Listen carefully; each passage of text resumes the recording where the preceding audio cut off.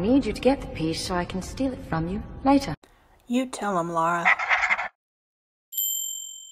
Hey y'all, welcome back to Dots and Beyond. If you are new here, my name is Beth and this is Diana, my personal bullet journal for the first half of 2021. You can see that she is very worn in and she is coming to an end. So this week we will be setting up June in my personal bullet journal. This is the one that I have been doing my Fierce Fictional Female series in, and as you can tell, as we flip back here to what few pages we have left, I'm going to work really hard to squeak June into this journal before setting up my next one for the back half of 2021.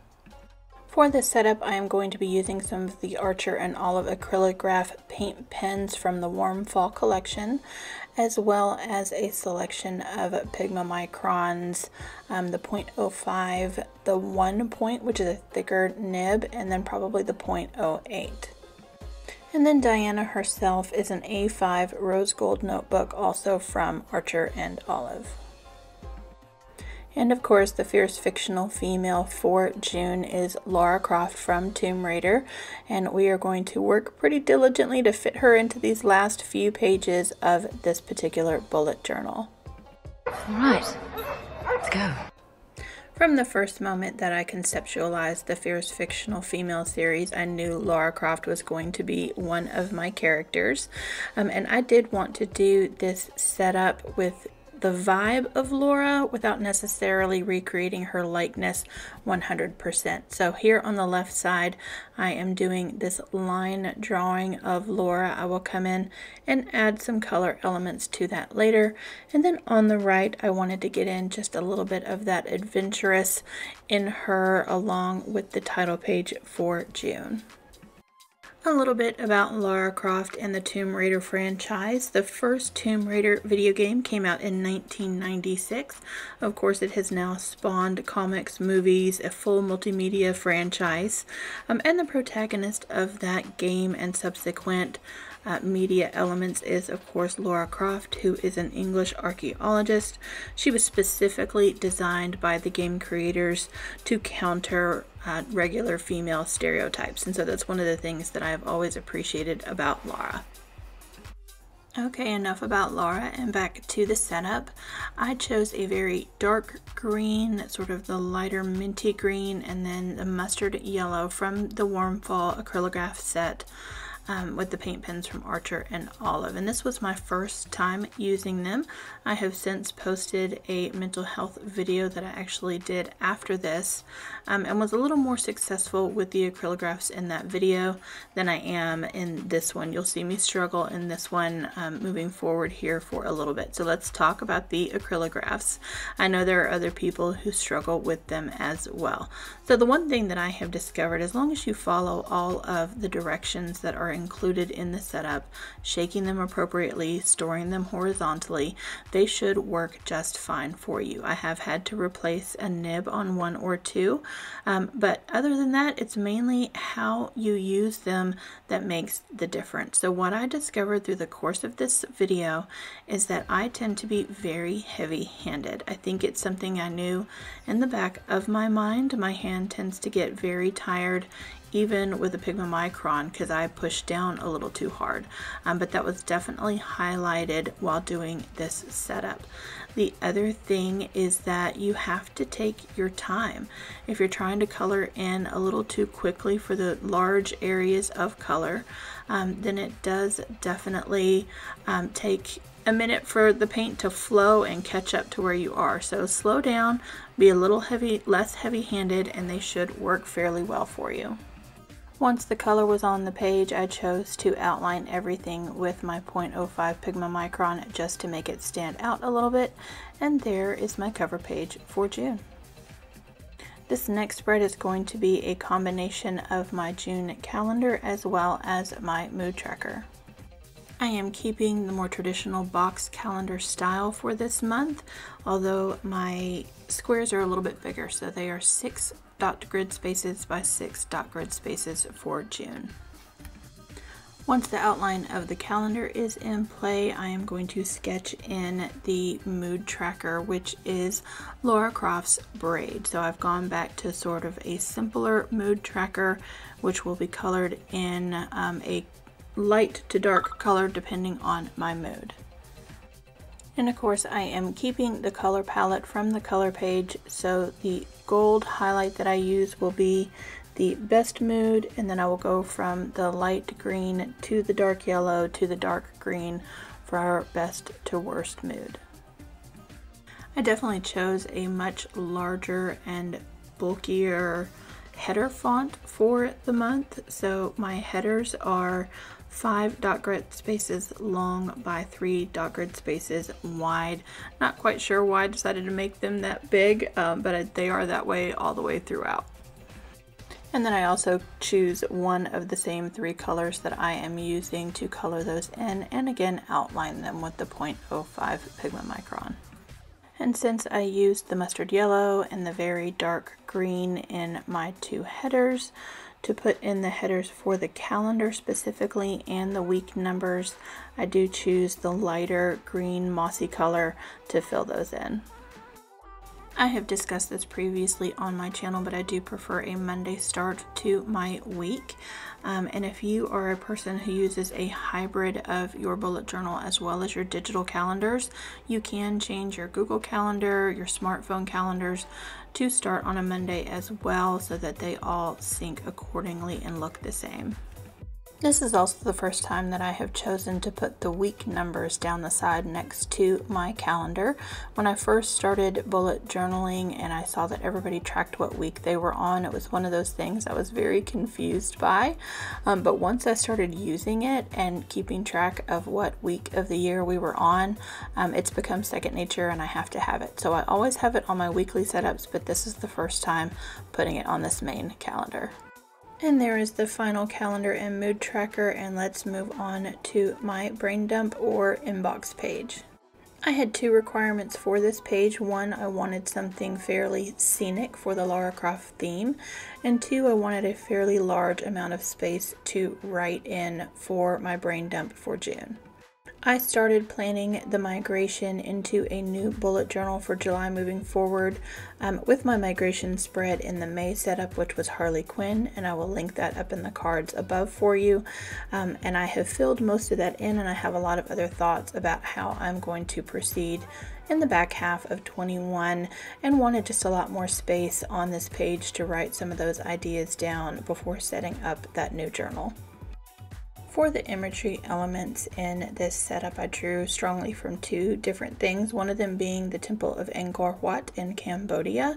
I used its silhouette with some other embellishments pretty much throughout. The other thing that I drew from was some game artwork that I will link in my Pinterest board for my inspiration down in the description box below, as well as all of the other supplies that I'm using in this setup.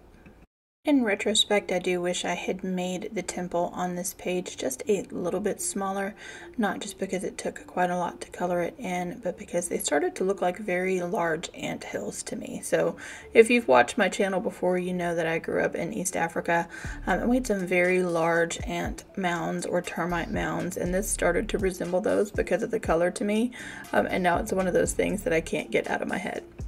This is also the spread where I really began to struggle with the acrylographs. Again, all of those struggles being self-inflicted and nothing to do with the product themselves.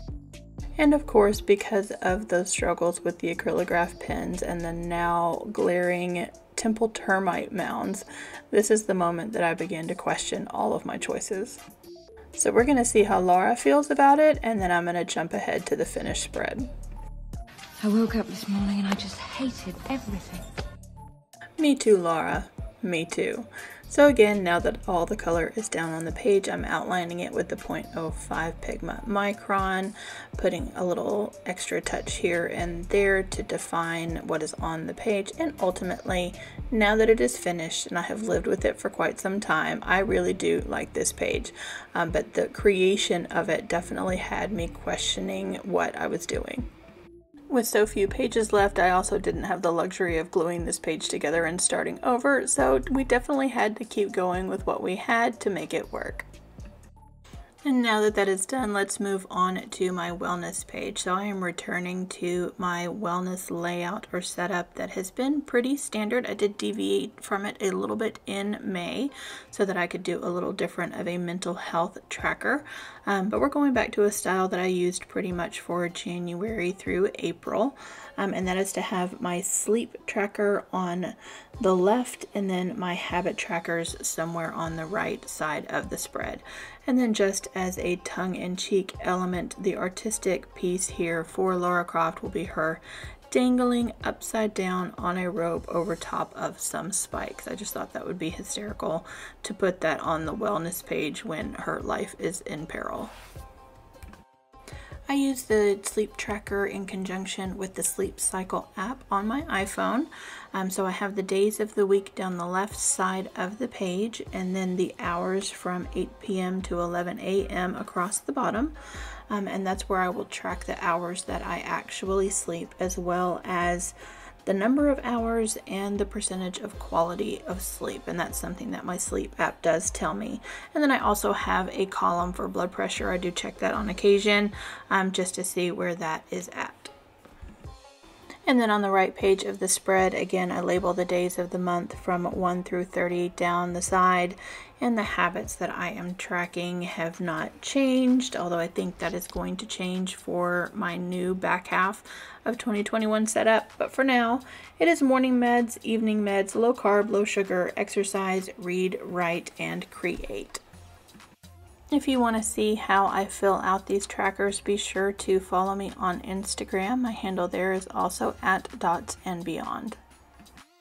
The link to my Instagram website as well as Spotify will be in the description box below, because of course there is a Lara Croft playlist going live the same day as this video. I have playlists for most of my fierce fictional female characters, so make sure you click that in the description box below and go check that out. I am putting in the wellness header in the same block font that I have used throughout. Once I have all the other elements on the page, my final touch again is to come along and outline everything with that 0.05 Pigma Micron, just to make sure that it stands out well on the page. Once that final touch is in place, we will move on to the first weekly for June.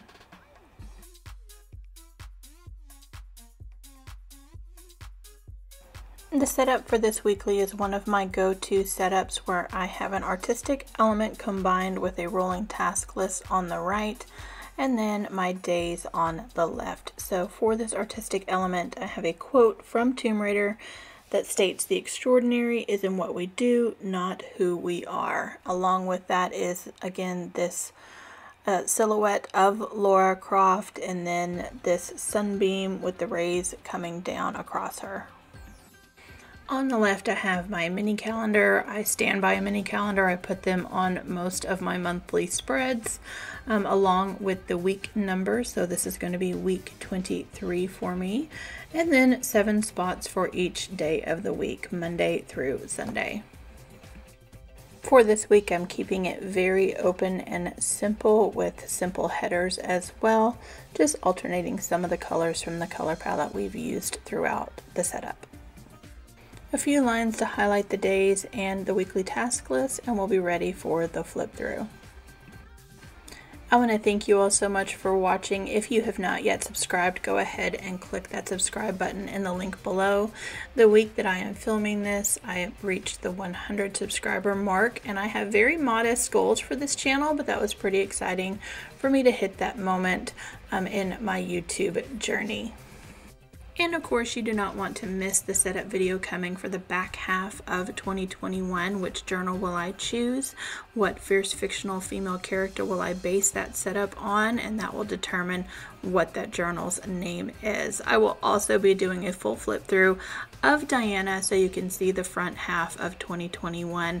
So subscribe below to not miss out on those videos. And that is it for June 2021. Thank you guys so much for being here. Wonderful. Bye then. Here are a couple more fierce fictional females to enlighten your day.